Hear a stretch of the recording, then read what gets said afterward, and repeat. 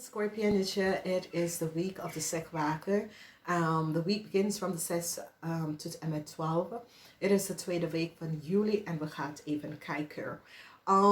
Scorpionetje, je male en female, de mannen en vrouwelijke vijand zijn in deze week. Je komt tegen de mannen en vrouwen vijand in deze week. Oké, ik ken een vriend van de paas, omdat je hebt de energie van de 6 van de water. Dit heeft mee te maken met de verleden, vriendschap van de verleden, een connection van de verleden. However, deze issue en deze situatie is, iemand van de verleden komt terug, een reunion met een vriendschap of iemand, een familielid of een vriend van de past komt best wel terug in de verleden. Oké, en dit is best wel goed. Nou, we gaan even kijken, omdat de center is dat sommige van jullie komen achter je grootste vijand. En het is a crave person. A young crave person was je grootste vijand. Mensen komen achter de deceptiveness van deze vrouw. En wat deze vrouw heeft gedaan. Het was altijd a crave person, a young crave person. En die komt echt achter wie this person is.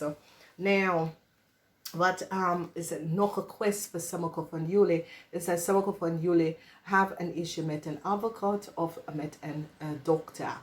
Oké, dus een dokter komt op in al verschillende vormen. Of een advocaat. Omdat hier zie je, sommige van jullie kennen een legal issue met een ziekenhuis of een legal issue met de workfloor en some deceptiveness that was creëerd, dat je neemt een recht aan om deze issue en situatie een resolutie te brengen. Reunion is hier en het is best wel positief. De reunion tegen anderen en jezelf.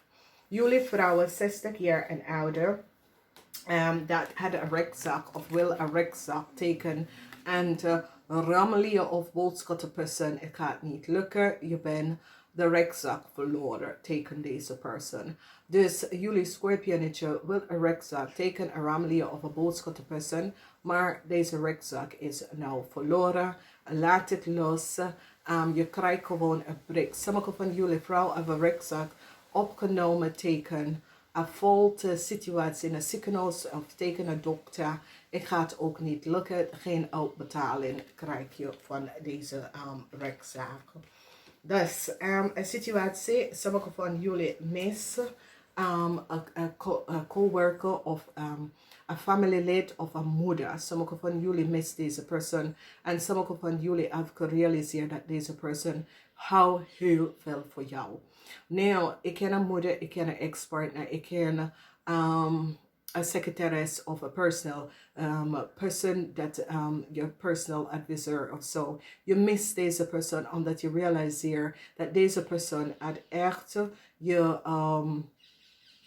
zoals deze persoon komt op voor jou en je realiseert dat door deze persoon heb je uit een grote problemen uitgehaald. En ik zie dat je straalt heel veel grote liefde naar deze persoon, omdat je realiseert dat deze persoon is zeer oprecht tegenover u.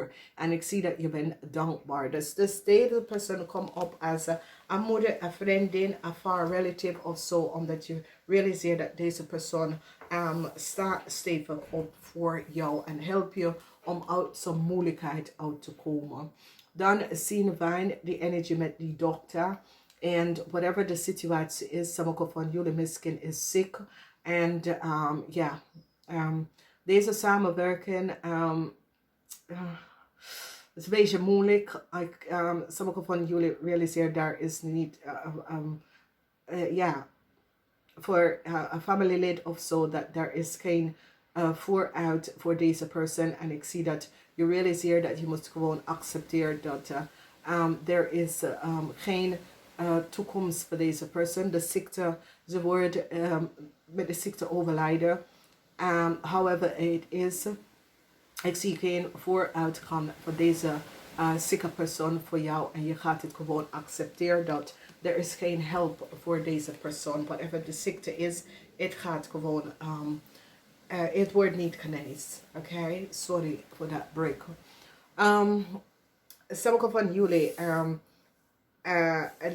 kom achter dat de samenwerking met een stier en een fire sign man, dat een stier en een fire sign man hebben samen tegen jou gewerkt en ik zie dat de rechter heeft ze gepakt en afgezien dat deze twee hebben jullie tegen gewerkt en de rechter hebben de twee mensen gepakt voor de deceptiveness wat ze hebben gedaan tegen sommige van jullie. Je grootste female vijand is een kreeftige persoon. Oké, sommige van jullie was niet van op de hoogte dat een jonge kreefpersoon is je grootste female vijand. En ik zie een balance is hier genomen tegen deze persoon. Omdat die heeft gezien de leugens en deceptiveness van deze kreefpersoon. En een eind komt naar deze kreefpersoon en een balance komt in. Omdat ze realiseert de leugens en deceptiveness van deze jonge kreef. Die is nou uit je leven weggehaald. Je grootste male vijand was een rametlier of een boodschappen person. Voor sommige van jullie, het was twee deceptive mensen. Sommige van jullie, het was een stier, Marco Stenbokman, was je grootste vijand. Deze persoon is naar beneden. Sommige van jullie komen achter dat deze persoon heb je echt teken gespeeld. Samen met een jonge, kreve persoon. Dus de mannelijke vijand was een stier Marco Stenbok. De vrouwelijke vijand was een kreef jonge dame. En mensen hebben gezien de connection en hoe ze hebben tekens gespeeld. En nu ze brengen een einde to deze deceptive spelletje van deze twee mensen. En ik zie dat ze komen in de bak te zitten. Oké. Nou, sommige van jullie krijgen een nieuwe start. En dit is zo goed. Een nieuwe start met een moeder of een familielid. Een nieuwe start met een partner.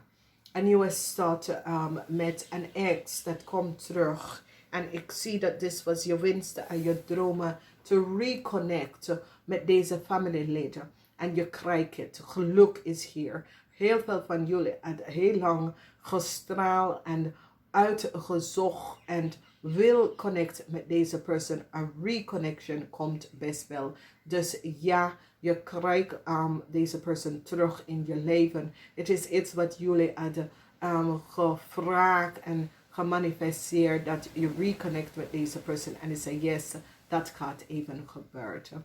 Dames en heren, ik moet best wel zeggen bedankt. Bedankt voor de terugkomst, de samenwerking. En ik ga het even tegen jullie zeggen. Niet vergeten, de energie van de full moon is op. Ik ga het even zeggen namaste. Tot de volgende keer.